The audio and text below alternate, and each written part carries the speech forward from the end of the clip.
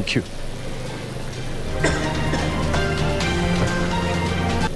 Good evening. Welcome to this edition of Kakamega County Gubernatorial Debate. Now, this is going to be an interesting debate of a kind because we have got 6 contestants who are yearning to take the top seat of this particular county. We are coming to you live from Masinde Muliro University of Science Technology, and we are so grateful that they offered this facility for us to have this function. Now, the rules of the debate is going to be so simple. There'll be no cheering, no clapping, no booing, or any other sort of disruption. This is only meant to give all the contestants an ample time to respond to the questions answered. Remember to switch off your phones and let's remain attentive. Thank you so much. Now, before we get into the whole content of this debate, let me introduce my colleague, Nancy Kware, who is going to be on the side of the audience to just give us a feel of what you should expect. Nancy, what should you expect? Good evening. Naam, shukran sana Victor Olo, na bila shaka mtazamaji, leo hii tumetua hapa katika kaunti ya Kakamega ikiwa ni awamu ya 5 ya mjadala ambao tunakuandalia kama KBC, na upande huu wa Kakamega salamu ni Murembe Mwesi. Hivyo basi mtazamaji, popote pale ulipo Murembe Mwesi, na karibu sana. Kumbuke ya kwamba wale wawaniaji watakuwa wanatoa tu baadhi ya zile ahadi ambazo watakuwa na waahidi wananchi ama wakazi wa eneo hili, na wakazi ambao wamewasili hapa tutakuwa tunawapa ile fursa kuuliza baadhi ya maswali ambayo wanayo. Hivyo basi ikiwa una swali utainua mkono na kisha nitakuwa nakufikia na kulichukua na kulielekeza kwa wale wawaniaji. Kumbuke ya kwamba ikiwa uko pale nyumbani na ungependa kuuliza swali lolote kwenye mitandao ya kijamii, basi kwenye Twitter utatupata @KBC Channel 1, @Nancy Okware, @Victor Olo. Kumbuke ya kwamba hashtag ya kutumia ni Kakamega Decides. Lakini kabla ya hayo yote na kurejesha kwake Victor Olo aanzishe mjadala huu. Very well, thank you so much for staying with us and for joining us on this particular debate. It's going to be an amazing debate. We have got 4 gentlemen sitting right in front of me, and they're going to sell their manifesto to a population of around 1.3 million. That is as at 2019 census. We have got very few days to go to the polls. And what kind of manifesto or agenda do they have for the people of Kakamega County? Now, let me start by introducing the gentleman in front of me. I have got Major Retired Suleiman Sumba Kanyanya of Kano. Just wave to the audience. Thank you so much. Next to him, we have got Opitso Austin, an independent candidate. Opitso, welcome to the program. Right next to him, I have got FCPA, Fernandez Baraza of ODM Party. Welcome to the program. And finally, I have got Samuel Omukoko of MDP. Karibu sana. Thank you so much. And at this particular point, I would love the audience to give them a round of applause for coming. Let's just appreciate them for coming. All right, so let's get into the real deal right now. Gentlemen, I'm going to give you 2 minutes each to respond to questions answered. That is the rule of the game. And I'll give you a minute each for rebuttal. In case there's any counter interaction, then you'll be given time to interject. But the rule is you'll be given 2 minutes each to respond to the question. Now, let me start with you, Major Retired Suleiman. Let me start with you, and the question should be so simple. You are running for the top seat of this particular county. Why? Do you want to be the governor of Kakamega County? I want to be the governor of Kakamega County because of the aspiration that I have on economic agenda, to see that this county moves to another greater level so that we sustain the economic pressure that is existing, so that we alleviate the poverty of our people, so that we are in competition with other developing economies, and so that we engage properly in terms of medical issues, in terms of industrialization, in terms of education, and in terms of water and environment. Those will be my 4 agendas. Awesome. That's a brief introduction and the reason why you want to be. Let me go to you, Mr. Pitso. Why do you want to be the governor of Kakamega County? Yeah,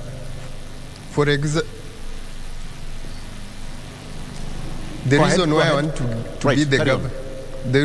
to be the governor of Kakamega if you look at the statistics of Kenya National Bureau of Statistics, we find that at least 47% of people in Kakamega are living under the poverty line. So my main agenda is around the issue about reducing poverty levels in the county. When I'm talking about the issues of manufacturing, the issue of trade, they are all targeted about the issue of poverty. Great. What about you, Mr. Fernandez Baraza? Thank you very much. The reason why I want to be the second governor of Kakamega County, number one, is to transform the lives of people in Kakamega using my experience, my network, and my capacity. Areas that I'll focus will be agriculture, where I'll want to bring on board value addition so that we can deal with issues around food security. On matters healthcare, I know my party leader is bringing on board Baba Care, and for me as the second governor, I'll ensure that we have level 4 hospitals in 12 sub-counties. Of course, also looking at the CHVs, who are our community health volunteers. I want to transform their contract to be community volunteers and to be community health workers. On matters education, of course, again, my party leader has promised free primary, secondary, and university education. What I'll do, since ECD and early childhood education is devolved function, I'll make sure that the teachers who are teaching our ECD children down there, we have a scheme of service for them so that at least we can motivate them. And then, of course, I'm looking at good governance so that using my network, we are going to bring investors in Kakamega County in order to make it an investment hub. I have a program of having special economic zones in various regions so that we can create employment opportunities. And of course, building on the infrastructure that the first governors brought on board, just to ensure that Kakamega becomes the 5th city of this country. Thank you. Absolutely. All right, fair enough. Mr. Mukoko, you've heard what the three gentlemen have said. What makes you think that you're the best and to be the governor of this county? Thank you very much. For me, what strikes me most profoundly is that when we set up the government of the county, government is an enabler. And one of the things that I really want to do is to empower the people of this county to enter into productive activities. Most of the time, you get a situation whereby you find people are saying, I will come and do this, I will come and do this. But it doesn't involve empowering the people to start doing things that change their lives. So my approach is to ensure that as a government, the government is an enabler. It creates an environment where the citizens of this county will find an opportunity to start doing things that will change their lives. And I've structured these things to begin with agriculture. Agriculture is the mainstay of our economy, particularly the county economy. And today, most people are doing subsistence agriculture. That is not sustainable. It is the single most cause of poverty that surrounds all of us.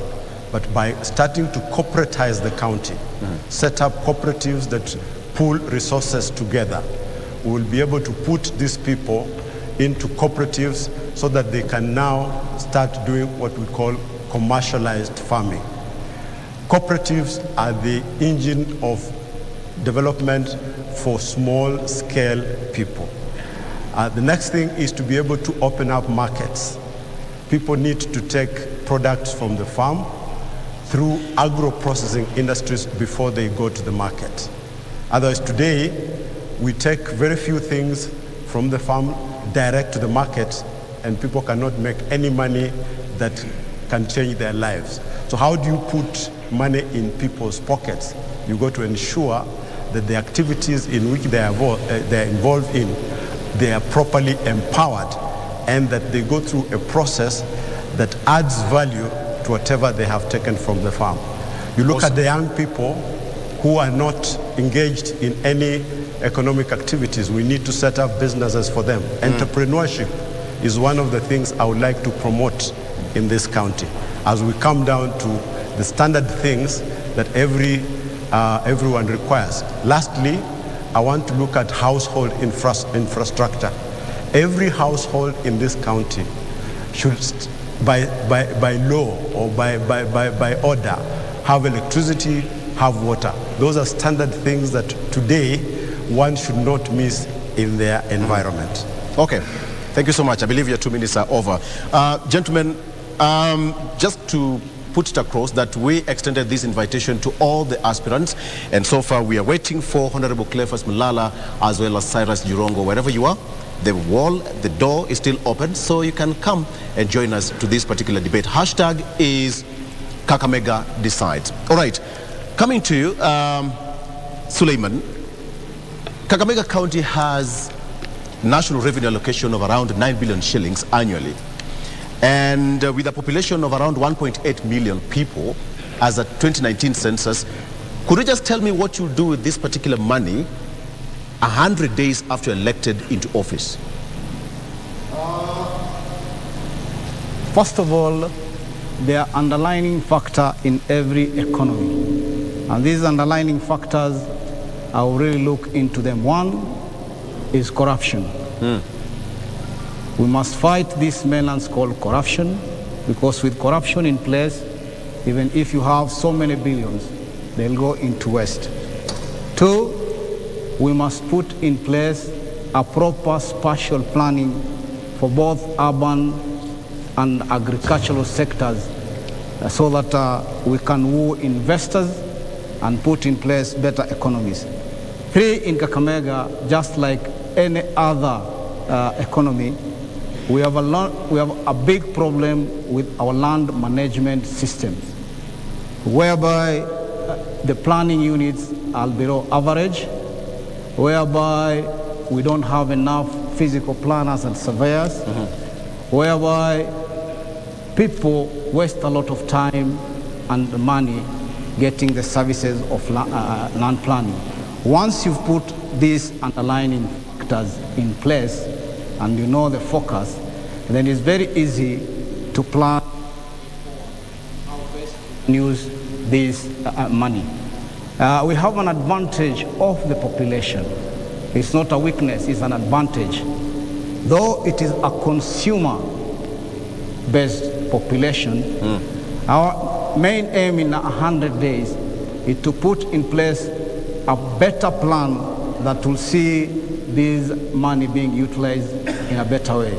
Instead of emerging so much on hardwares, buildings, we look into the welfare, into the software operations, the people themselves, the small-scale operators, the mamambogas, the border borders, the health facility. When you take wholesome these apparatus, then in 100 days you can put in place a better plan that will marshal you in the next 5 years or so. So in 100 days, I will use it for proper planning, for these resources to be utilized maximally and give me a better effect in the long run, 5 years. All right, thank you. Opitso, Kakamega County receives actually 9 billion shillings, which is the second largest after Nairobi County. Are you aware of that? Yeah. So you can imagine you have that money in the county of Kakamega. What do you do with that amount? Actually, the county receives 9 billion, but I don't think if it will come in the 100 days you are saying. But to answer your question about what I'll do in the 100 days, there are issues about marketing, markets, issue about the market sheds where we have our traders. Some of those markets, to give traders sheds, you don't need a whole year, especially for those existing projects. And I think when a governor comes, every new person wants to start a new project. But when you look at the county, we have a lot of white elephant projects that are being started yet are not being completed. One of the things I want to do is to first complete the projects that have been already undertaken by the current governor. You have like the stadium is not complete. The referral is not complete, but we are asking, what are you coming to do new? What new thing? Mostly people are focusing on in terms of the infrastructure they can do, but they are not concentrating on finishing the existing projects. So my focus will be first, not just the first 100 days. My first year, I will not introduce a new project costing more than 10 million. I'll first finish the existing projects. I will ask you some of these unfinished projects in the next round of the question. But coming to you, Mr. Fernandez Baraza, you have 9 billion shillings, and the county government of Kakamega, you are the helm of that position. Give me your economic plan on what you do with that amount of money. First and foremost, I want to state that the first 100 days I'll spend to reorganize government. Because when you look at the current financial year, you already have a budget which has been approved by the county assembly. So my first assignment will be to reorganize the expenditure by having the county assemblies through the speaker to approve a supplementary budget. Because you have to reorganize at least the budget in order now to introduce the items that you are promising people. That can only be done through a supplementary budget. After that is done, of course, I believe in structures. I don't want to start spending money before you start planning. So we'll have to reorganize government, have my teams in place. I do the appointments of all the key people in government. And then from there, of course, we'll now start planning in terms of implementing the soft issues. Because when you look at the disbursements from government, it doesn't come at once. And my experience in finance, I'm not just going to depend on the 9 billion that is coming from the national government. I'm going to look at what are the on-source revenues and what other revenues can we bring on board using my network, so that we now have a wholesome budget process where we'll be incorporating the amount we are getting from national government, the amount we are getting from our own sources, and then the amount that we can raise from external financiers.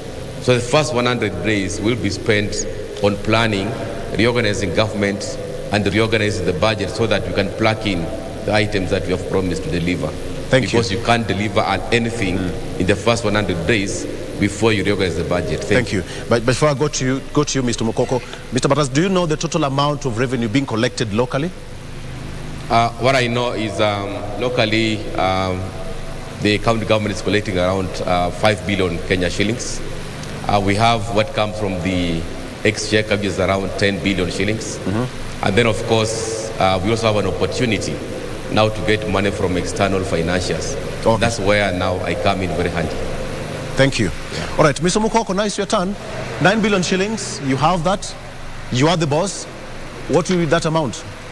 Sounds like a lot of money, but if you look at what that money does, you look at it twice in terms of development and operational expenditure. So one of the things that I'll have to do is to analyze what proportion of money goes to development and what proportion of money goes into operational expenses. That has got to be reorganized, because the central theme of the government that I would set up is to focus on empowering people. And empowering people, you've got to be able to know is that what kind of amount can you be able to release that is going to go into development activities, and what amount is going to remain as to operational expenses. But priority areas for me are areas in agriculture, which are the mainstay of our communities. We've got to be able to put up structures that will enable us push money into people, empowering people to start doing the things they need to do for a long time. And of course, this comes with planning. So a lot of planning has got to go into the issues on the manifesto that I have. But first of all, to be able to rationalize expenditure between what is allocated between development and operational expenses. Thank you so much. Just to tell you that we have got one gentleman who is also who joined us during the course of this program, Michael Osundwa Sakwa, who joined us, an independent candidate. Welcome to the program. In terms of finances that are available, we'll have to work out on the ward fund to provide the MCS money to be able to make development at the low level of the county government. Yes, but Mr. Sakwa, just before you answer that question, the same question that I asked the four gentlemen is that why do you want to be the governor of Kakamega County? Let's start with that.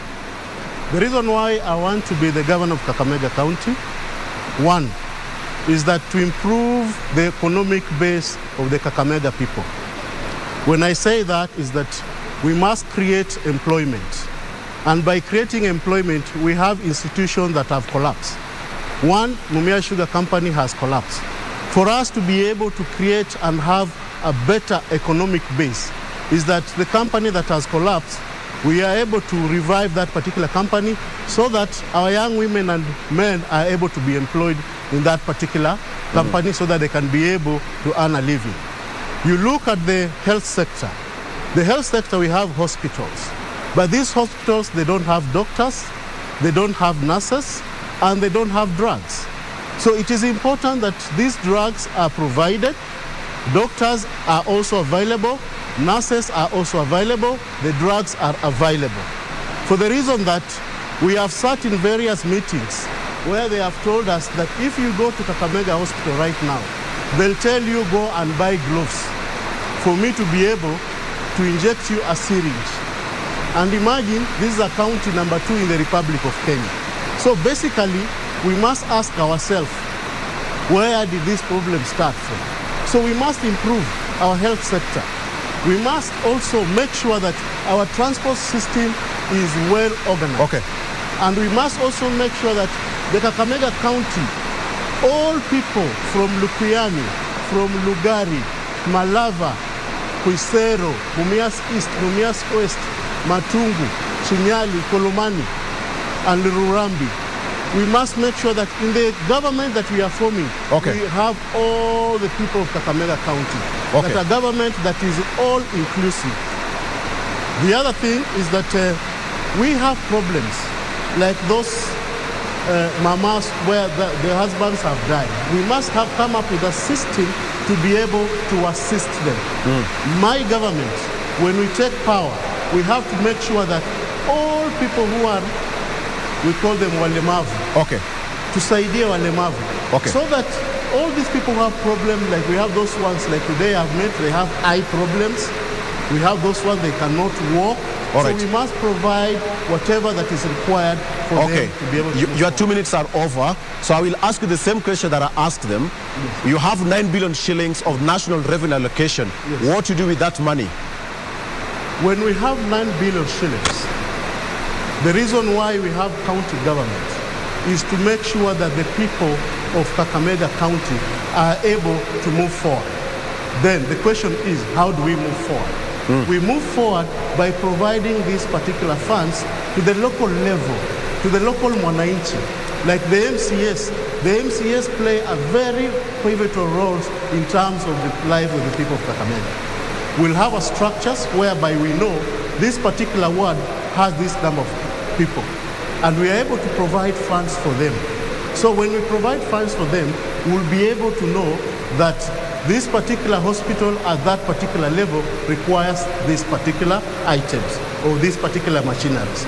We'll be able to know that this particular market requires these particular items, so that we can be able to understand that, because when we create these markets, we'll also be able to collect levy from these particular markets.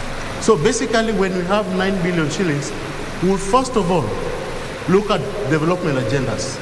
We'll work out with the MCS so that we can see that actually the people of Kakamega are able to get service delivered. Thank you. Thank you. The 2 minutes are over. Now, gentlemen, I'm going to go to the next thematic question here, and starting with you, Suleiman. Food security is a big issue, and in Kakamega County, there is no exception about that. So what will you do to the farmers to improve their welfare in Kakamega County? It's true, food security is a big issue, and Kakamega, unfortunately, we are consumer. If I become governor, I will invest so much in Bukura and Agricultural Institute to give direction. That institute has been neglected, and that is where I'll start. I will zero in Lugari and Likuyani, our food basket. Yes. To pump in more money in agribusiness, to look at incentives like fertilizer, subsidies for these small-scale farmers, so that we can have enough food for consumption and enough food for selling out. So we need to have these structures in place. We need to have better policies in place. We need to incorporate all the stakeholders if we have to secure our food security. So what do you think is some of the cases, some of the reasons that why Kakamega County is not food secure? It's not food secure because one, lack of policies, proper lack of policies on agriculture. Industrialization, mechanized industrialization on farming. Negligence of institute like Bukura Institute of Agriculture. Yes. And lack of investing in our farmers. That is a big problem. Okay. Boropito, food security is a big issue. Mama Mboga, the local man down in the village, in all the 12 sub-counties, what should you do to have food security in this county? You know, one of the issue about food security is always about the farm inputs. Like for now, like the current administration is giving out seeds and fertilizer. But the issue about our fertilizer, when you look, even most farmers are not confident about the fertilizer because of the issues about quality. If you have to give farmers, we have to improve productivity, and you give out seeds and fertilizer, we must improve on the issue of quality. As of now, we have fertilizer, but we have issues of quality, because if you are talking about rainfall, we have rainfall compared to other regions. The other issue is investing in issues about innovation and maybe new technology, so that we can give our farmers the mechanized, the new way of doing things. And the other issue is, as for now, we don't have enough extension officer who can teach our farmers that you can do this, you can plant this. Because if we can have this extension, the extension officer then can be educating our farmers on what to do best. I think when we do that, when we improve the issues of quality and we have our farmers being educated, that will be a start in helping improve issues of food security. And the other thing is about diversification and looking for, let me say, high value crops. A person with a half an acre will still plant maize. But how much maize will you plant that will sustain you for the whole year? Let's say it can't sustain you for the whole year, especially those small holders farm. So unless we are bringing in new crops, that new variety of crops that are of high quality, then we can just we'll still be getting, we'll still have the issue of food security. Thank you. Thank you. 2 minutes are over. Mr. Baraza, food security, they want to have food on their table regularly. What should you do to mitigate some of the factors that are affecting food security in this county? Yeah, first and foremost, I'll want to do more allocation of my budget into agriculture. Because when you allocate more money into agriculture, then of course that will definitely give you an opportunity now to maximize on areas that require to be given priority. And my first priority, of course, is Agriculture Institute, because this one of Bukura is very important. I know it's a sleeping giant. We need to invest more money in Bukura Agricultural Training College, so that we can now do a lot of value addition in most of the products that we're having. Right. I'll invest a lot of money in our food basket, especially our sub-counties in the northern region. When you look at Likuyani, Lugari, and Malaba, that's where our food basket is.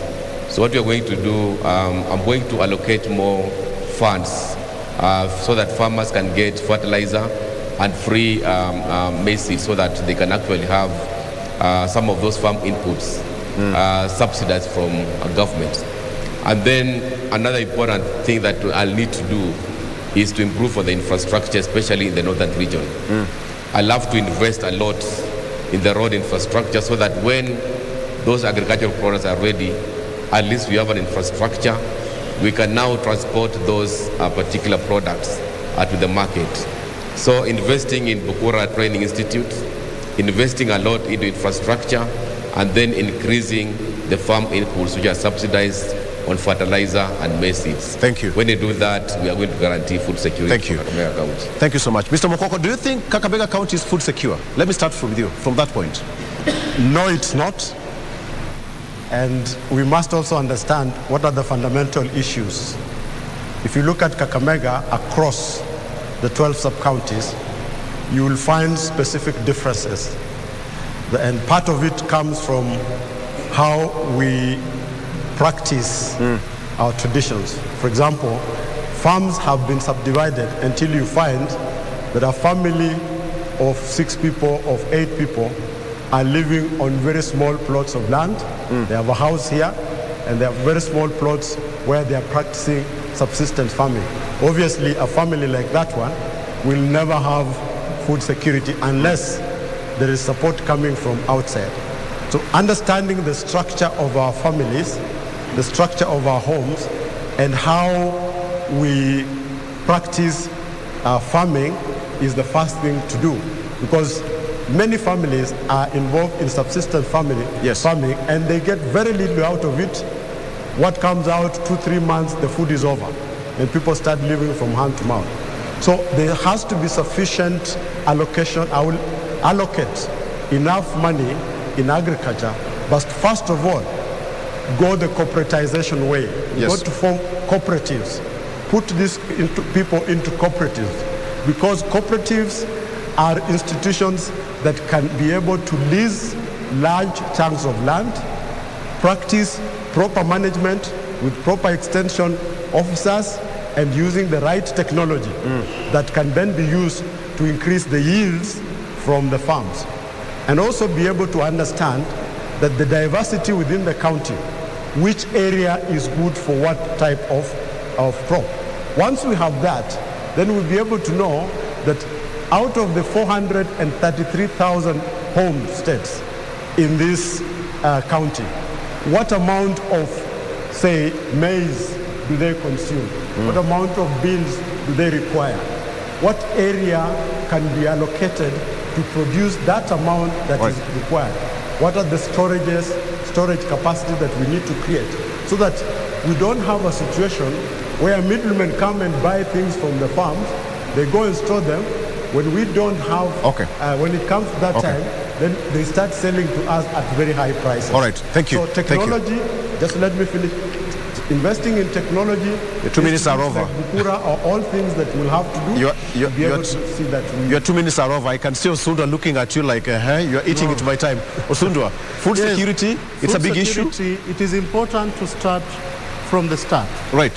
One is that we'll make sure that we carry out soil sample so that these professionals will tell us that in this particular area, we're able to bring up maize, right. We're able to plant beans, so that with these professionals, they'll be able to carry out sample of the soil and tell us this particular soil requires these ingredients, so that we can be able to have productivity, and we have quality, and we have we also have the produce comes in large numbers.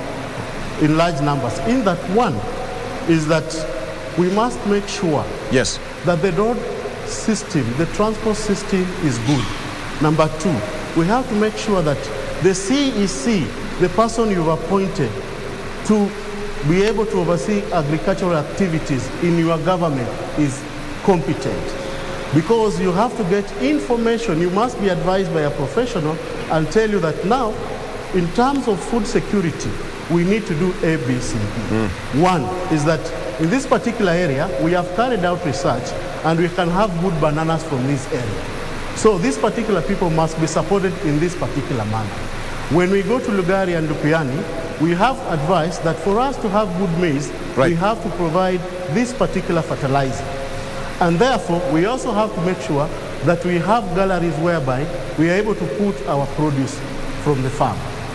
More importantly, we must make sure that we provide water. We provide water. The reason is that we have some areas we don't have water.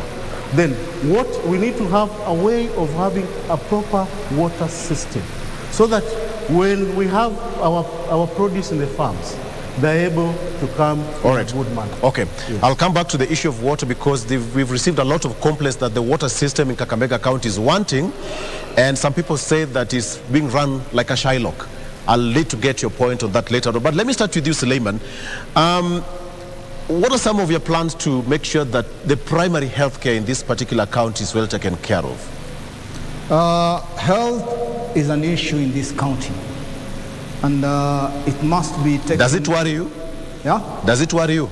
It worries me so much. What we have invested in this county is the hardware, the building hardware.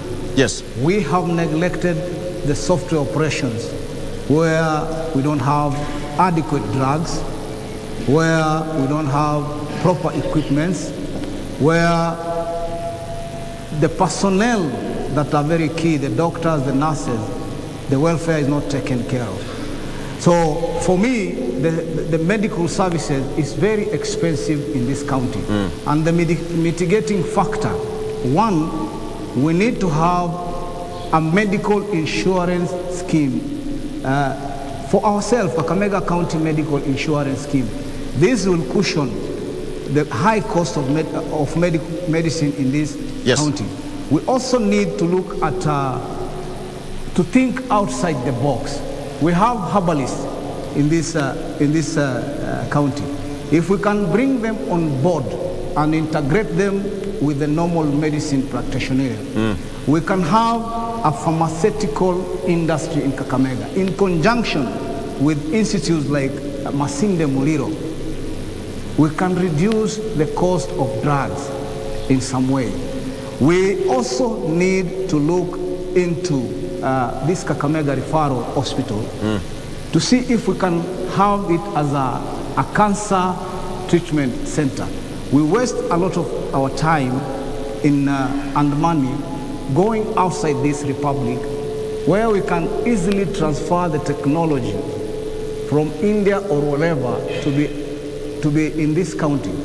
And going back to the medical insurance scheme, yes, we have the NHIF at the national level. People do contribute 500 or so, but the money that comes back into our economy is very minimal, maybe 100 or 20 shillings. If we can build structures our own structures, medical insurance scheme. It will mean all the monies that we are contributing into the scheme will rotate within our environment, will pay doctors, will buy drugs, and we will reduce the cost of doing business in medical. Thank you. In this country. Thank you. Thank you so much. All right, I'll just at this particular point go to my colleague Nancy Okware, but before then, we'd also like to tell you that we have the Vice Chancellor of this particular university with me here and all other leaders of this particular county. Please feel welcome in this particular debate. But for now, let's head across to Nancy Okware to give us what we should expect from the audience. Nancy, over to you. Shukran sana Victor, kwa kweli waliowasili hapa wamesikiza na kunao baadhi ambao wana maswali kwa wale waniaji ambao wamewasili, na hivyo basi ningependa tu kuanza nawe. Ulikuwa umeinua mkono, utasimama utueleze kwanza jina lako na swali lako ni lipi leo hii. Asante. Majina yangu naitwa Bernard Oundo. Mimi ni mkaazi wa Kakamega, kiongozi katika muungano wa wafanyabiashara. Kwanza nataka kushukuru KBC kwa kutuletea nafasi kukutana na wapendwa viongozi wetu ambao leo hii tumepata fursa ya kusikiliza kutoka kwao. La pili, asante viongozi wale ambao mmepata nafasi ya kutaka kutusaidia katika kaunti ya Kakamega. Swali langu ni moja tu ama mbili. Ya kwanza ni kwamba viongozi ambao mko mbele yetu ambao mnataka nafasi ya kutuongoza hapo nyuma kabla ya kesho, ni nini chenye tunaweza kuwahusisha nacho chenye mmefanyia watu wa Kakamega? At least tunaweza hesabu moja ama mbili ikawa mfano ya kwamba mtakapopata hii nafasi mtatusaidia. Swali la pili, ningetaka unyenyekevu kumuuliza His Excellency Fernandes Barasa. Swali langu ni rais kiongozi wangu, ya kwamba umetupea mikakati ambayo unataka kutufanyia, na moja wapo ni kwamba umesema unataka kufanya hili na hili kwa sababu kiongozi wako party leader ameshaiweka katika manifesto yake. Swali langu ni hili: unapoongea kiongozi wako wa party leader, unaongelea Azimio ama unaongelea ODM? Tuko tofauti ya ODM na Azimio. Unaongelea kiongozi wako akiwa kwa Azimio ama akiwa kwa ODM ama akiwa governor? Na niulizie tu pale nikimalizia, is it possible? Thank you so much. Asante, tutarejea kwako baada ya muda usiokuwa mrefu. Pengine tuchukue swali moja kisha nirejeshe kwake Victor aelekeze, kisha tutaendelea. Jina lako na swali lako ni lipi? Thank you very much. My name is Wakili Kairena Basenge Crispus. I'm one of the senatorial aspirant Kakamega County. I have two questions to the gubernatorial aspirants. The first one is, we have had devolution for the last 10 years. In your own understanding and in your own views, have we had a successful devolution in reference to Kakamega County? If yes, to what extent? And if not, to what extent? The second question is, what are the challenges so far that are facing devolution and in reference to Kakamega County? Thank you very much. Okay, thank you for your question. Nitachukua swali la dada ambaye ameinua mkono kwa sababu ya masuala ya kijinsia, usawa wa kijinsia. Utasimama utueleze jina lako na swali lako ni lipi? My name is Asha Ngaira, an MCA candidate, Shirere Ward, under Kanu ticket, under Azimio. My question is, what are your solid plans for the youth of this county? Thank you so much for your question. I'll be moving towards this side and get the final question for this round. Before I go, I hand it back to Victor. What's your name and what's your question tonight? Kwa majina yangu kamili najulikana kama Rayson Kadenge, mtangazaji wa Most FM 103.9. Swali langu la kwanza, ningependa kuuliza viongozi wote. Kumekuwa na utovu wa usalama katika kaunti ya Kakamega ambako wanafunzi wengi wa Masinde Muliro, chuo cha Masinde Muliro wameweza kuhusika. Tumesikia visa kwamba wengine wamekimbizwa hadi wengine wameweza kuuawa. Na swali langu la pili ni kuwa gavana anayeondoka hivi sasa anayejulikana kama Wycliffe Oparanya, kuna baadhi ya vibanda ambavyo viliweza kubomolewa wakati wa serikali yake. Je, ni mikakati gani nyinyi kama ambao mnawania kiti cha ugavana mnaiweka ili wale ambao waliweza kupoteza vile vibanda vyao na kazi zao mtawafanyia mikakati gani ili wakaweze tena kuregea katika business zao za kawaida? Shukran sana. Naam, asante. Kwa sasa nitarejesha usukani kwake Victor Olo aelekeze maswali hayo, kisha tutarejea kwenye awamu ya pili. Victor. Thank you so much. Now you've heard it from the audience. Very pertinent question. Let me start with you, Opitso. You've had the question that the issue of track record. You all want to be governors. At the end of the day, you will all be one. But he's asking a question of a track record. What have you done so that people can tie to the future plans that you have for this particular county? Pick it on, Opitso, please. Yeah, for my case, I have participated in capacity building of cooperatives, especially the dairy cooperative. But this was a program by the county government in conjunction with the JICA, which is Japanese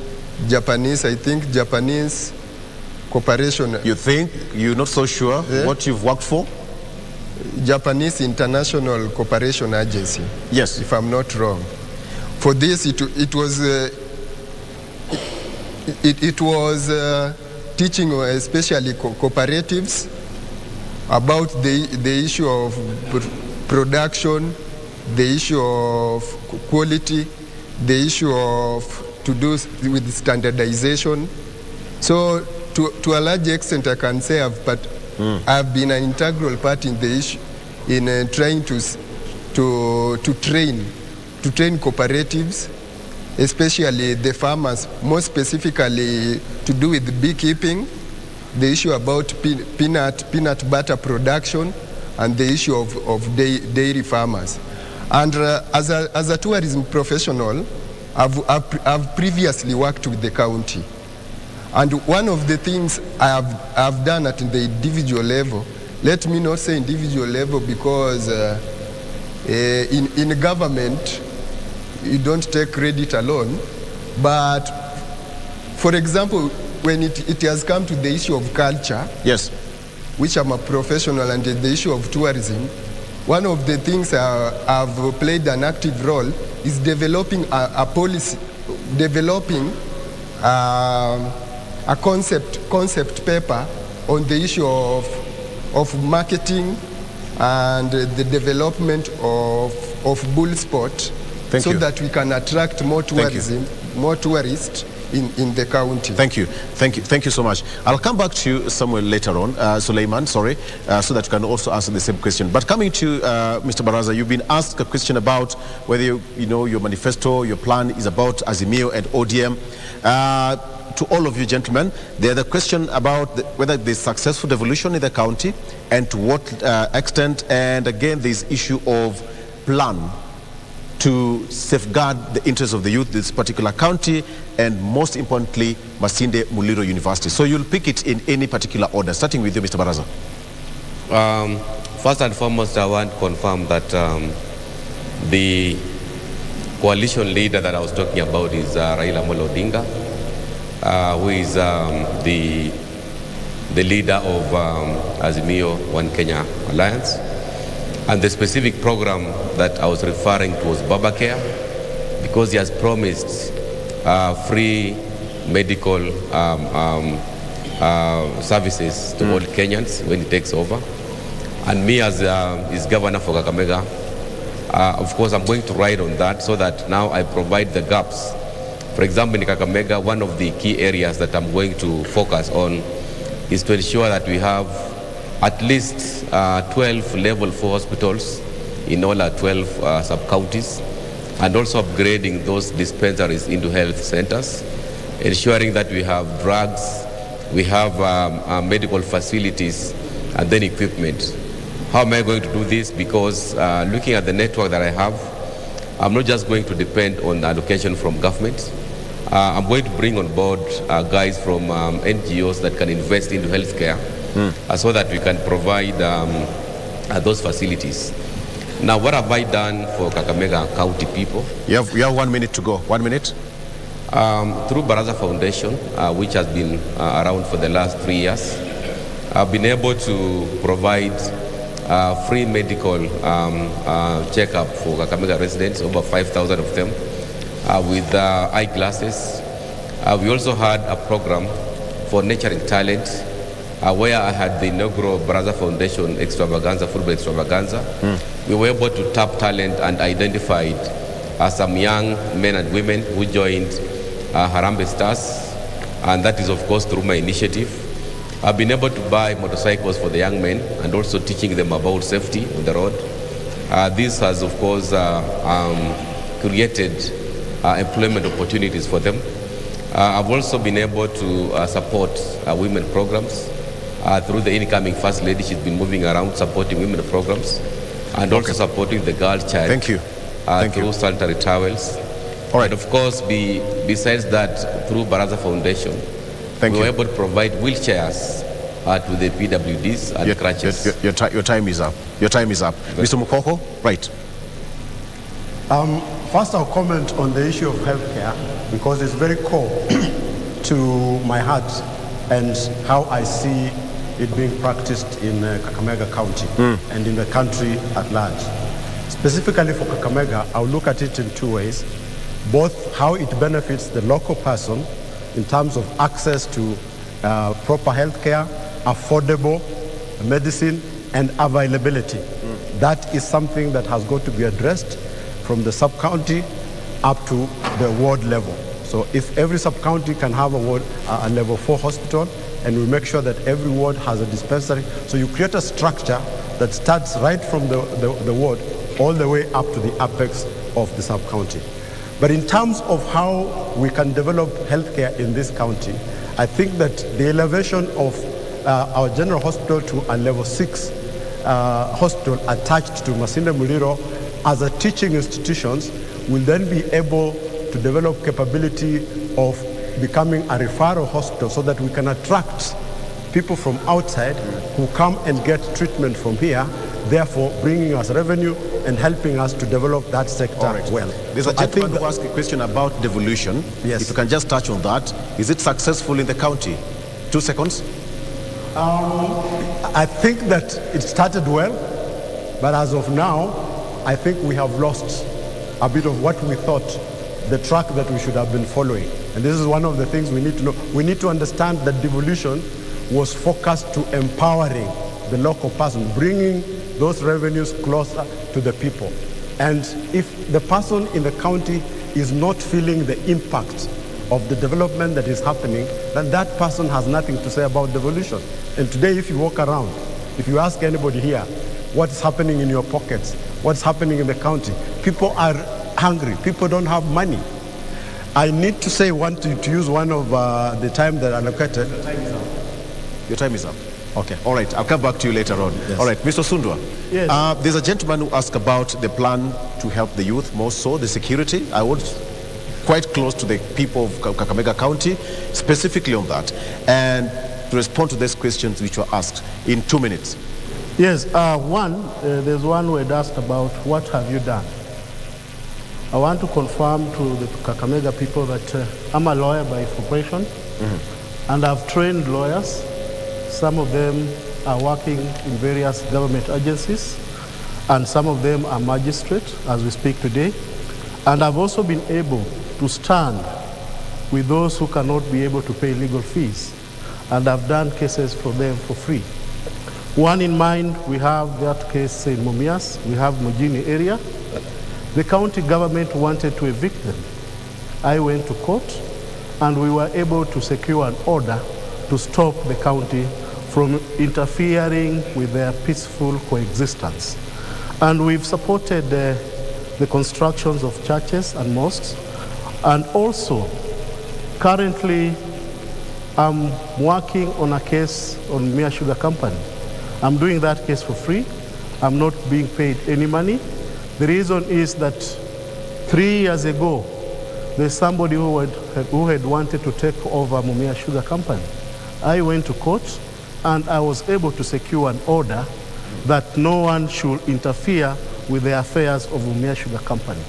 So to a large extent, I've been able to provide leadership in terms of my profession by training young women and men. And some of them currently they've also been able to employ other people. But more importantly, They've asked about devolution.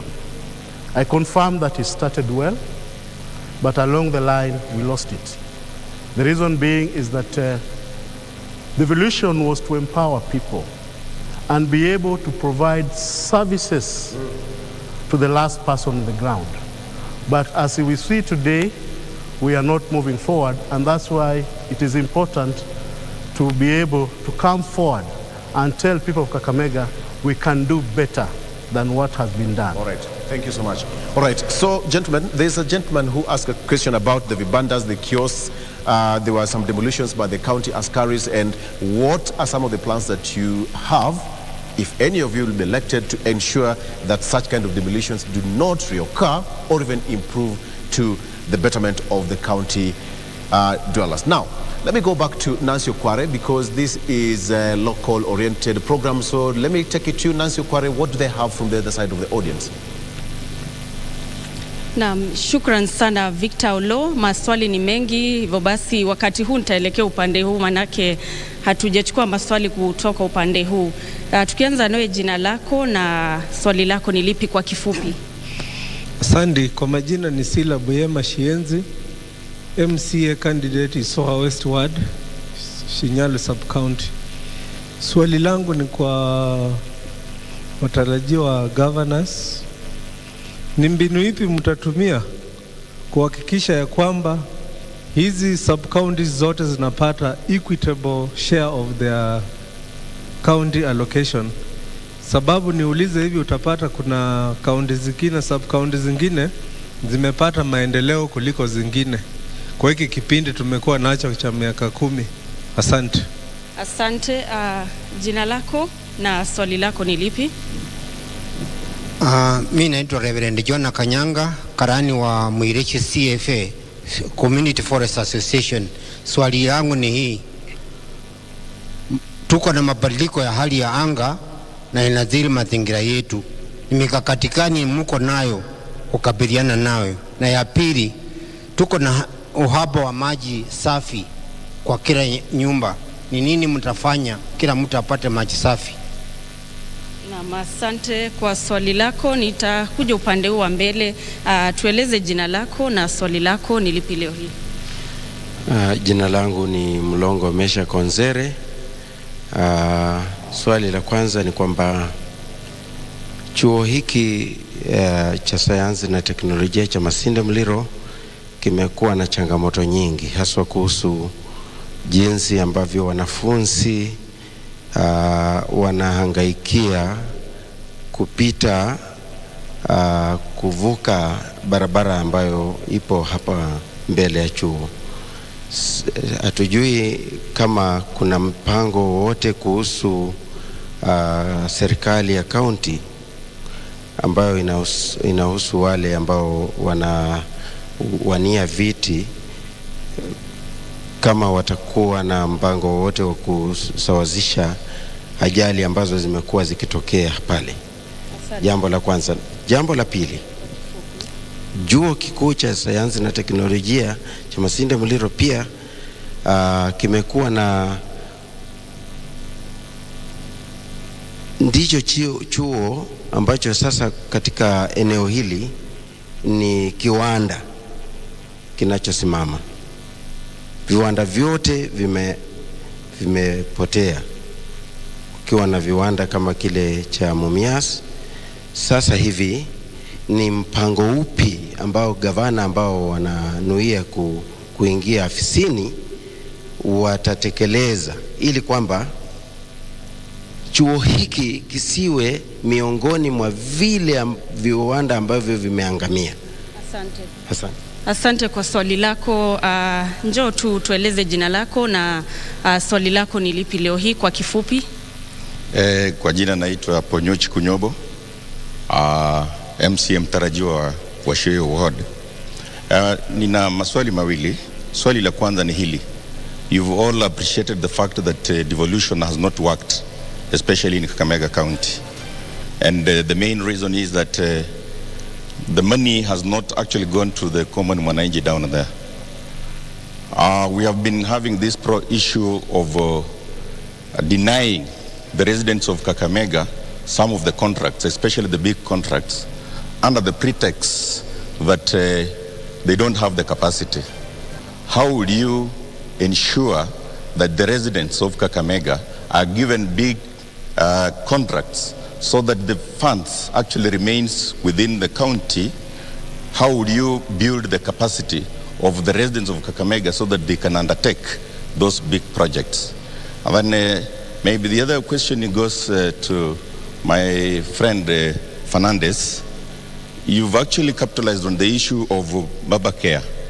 I'm not praying that Baba does not make it, but assuming he doesn't make it, does it mean that your project, your health aspiration, especially the health care, you will not undertake it just because Baba has not made it? Thank you. Thank you for your question. I'll be taking the final one, then I hand it back to Victor. Your name and your question. I'm Paul Odongo, representing Network for Research and Governance. To the gubernatorial aspirant, the governor incumbent Oparanya started some project, and some of them that are stored, like the tea factory in Shinyalu, the maize processing, the milk in Malava. What are you going to do on those projects when you take power? Then two, how are you going to ensure meaningful public participation? Because so many times we present the issue or it is done with the formality and priority are not incorporated. The last one is on issue of revenue. Kakamega has been underperforming. The 2020-2021 revenue was 2.1 billion. Then it was revised to 1.6 billion. What are you going to ensure that the revenue base, you are sealing the leakages and ensure that the Kakamega start performing revenue collection? Thank you. All right, thank you so much for your questions. I'd like to hand it back to Victor Olo so that he can direct the questions to the candidates tonight. Thank you so much. Very good questions from the audience there. Let me start with you, Suleiman. In any particular order in 2 minutes, they've raised very pertinent questions, starting from the issue of contracts in the county. Mr. Barazi, you've also been asked the question, if Baba Care will not sell through, then what will be a plan? Some of the plans of public participation to all of you gentlemen, and lastly, the revenue collection in this particular county is wanting. Starting with you, Suleiman, in which particular order? Take it away, 2 minutes. I will talk about the revenue streams. For us to ensure that we are in a proper direction, we first of all need to identify and profile all our revenue streams. Look at the leakages that are existing in these revenue streams and try to make corrective actions. Seal all the loopholes, especially corruption and non-innovation. We also need to look at the revenue streams that are not tapped. For example, the advertisement sector, it is not tapped. How best can we tap this advertisement sector so that we can enhance our revenue collection? Yes. So in bottom line, it's just about profiling, identifying, and sealing the loophole. On the bridge that has been talked about, the Masinde Muliro and the accident, we need to understand that this highway is for the national government. Really, the county government has got no big say. However, if we can partner with the national government and insist because of security issues, safety issues, then it is possible that we can have a bridge, because it is too important for this institution not to lose the student because of accidents. So if I am a governor, I'll be knocking at the national government road and transport sector to ensure that some allocation is made here to make sure that we have that bridge. Okay. If not be, we can have an understanding between the national government and county government, and we undertake that project. All right, thank you so much. Let's go with you, Bitso. Yeah, for my case, I think I'll start about the issue of revenue collection. Yes. The way we are performing badly is because of what Mheshimiwa is saying about leakages. But what causes the issue, things that cause leakage is because of corruption. But what causes corruption? When you tax, when the levies are too high and people can't afford, and I'm supposed to pay like 10,000 for a small cyber, I'd rather give the person collecting the revenue person some 5,000 and the county fails to get the other money. So what we can do, especially in terms of licenses, we can agree with the traders. You don't have to pay this at once. Maybe you can agree, you pay twice a year, after maybe twice annually. I think with that, we'll reduce the issue of leakages. And there's someone who said of the issue of community forest association.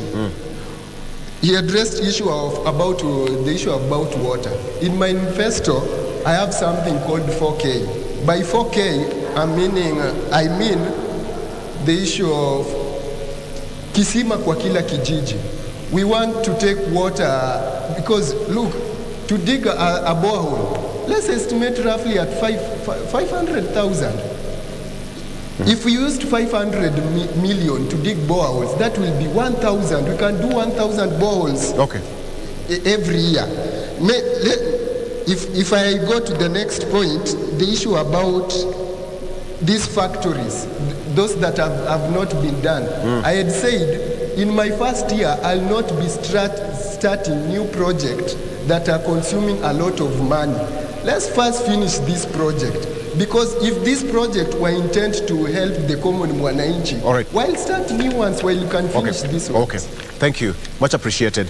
Mr. Baraza? I just want to comment first on the my partnership with Machine University. Of course, we appreciate that most is the only industry we have in Kakamega County that is operational.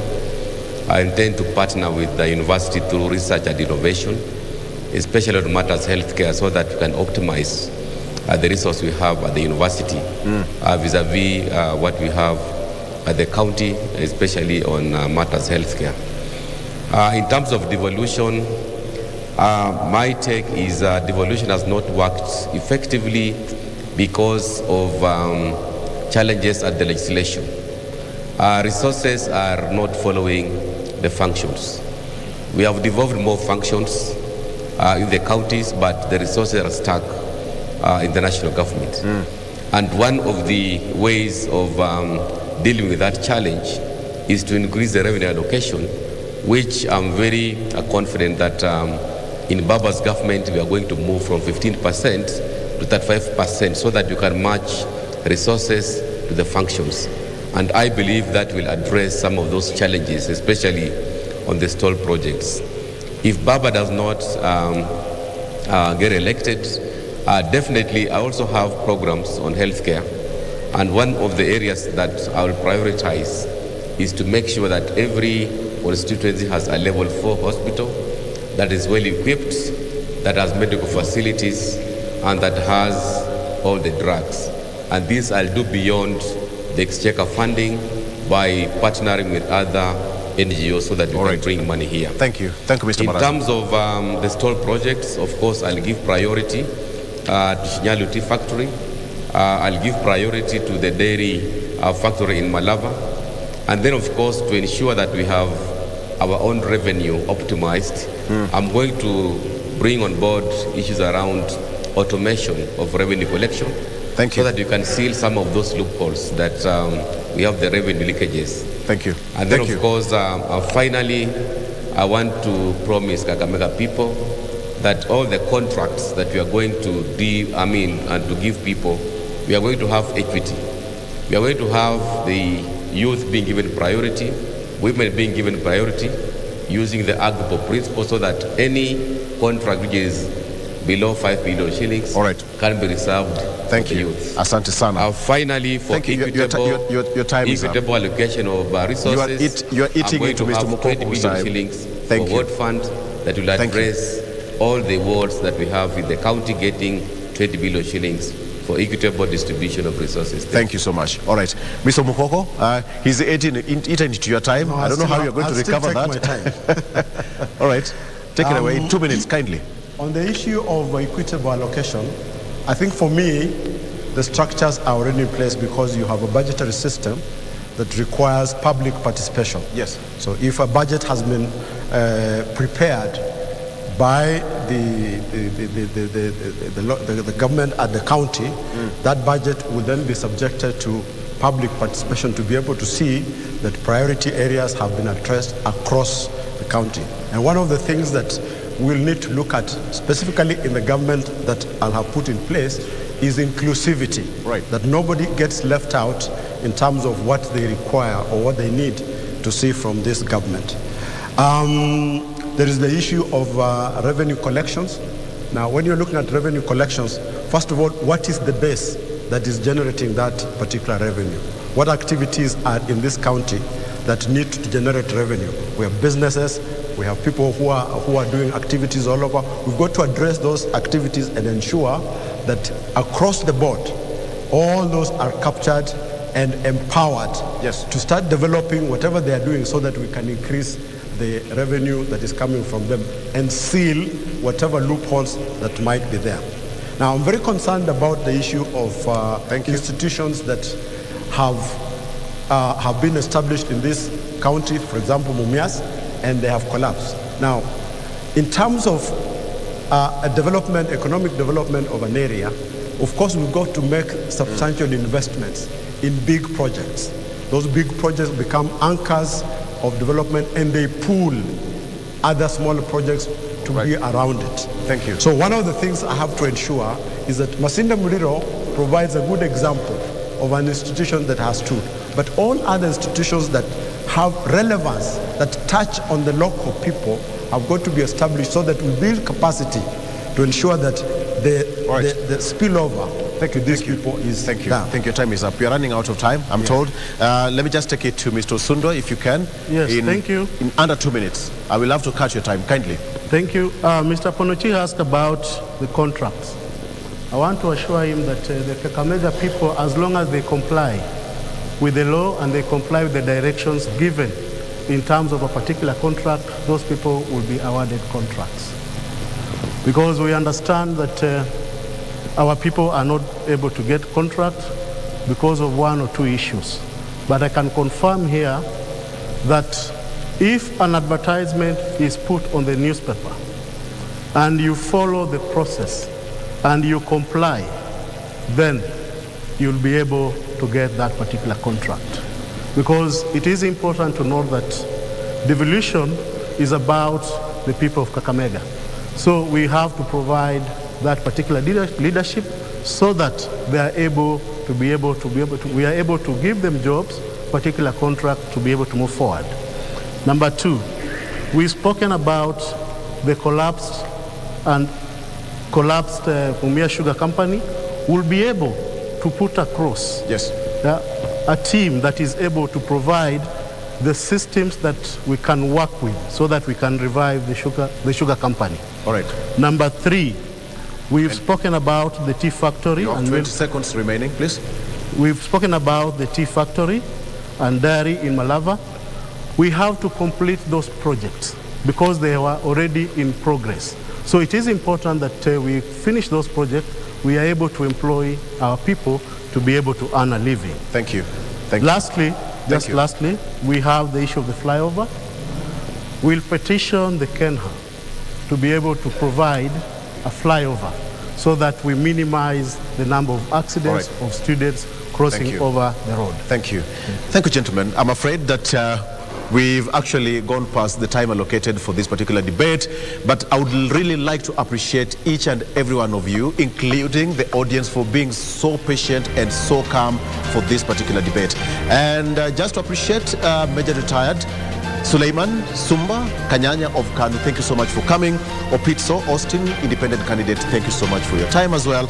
FCPA Fernandez Baraza, thank you so much as well for gracing this particular event. He belongs to the ODM party. Samuel Obukoko of MDP, asante sana for coming. And finally, Michael Osundo Sakwa, an independent candidate. Gentlemen, you've done your bit, but you know what? It's 9th of August, Wananchi will have the final say, right? Gentlemen, let's give them a round of applause as we close this particular debate.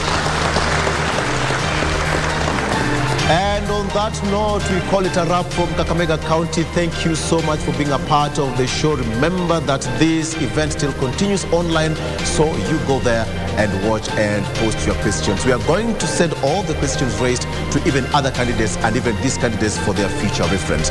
For me and the entire crew, bye-bye, and thank you so much for watching, and good night.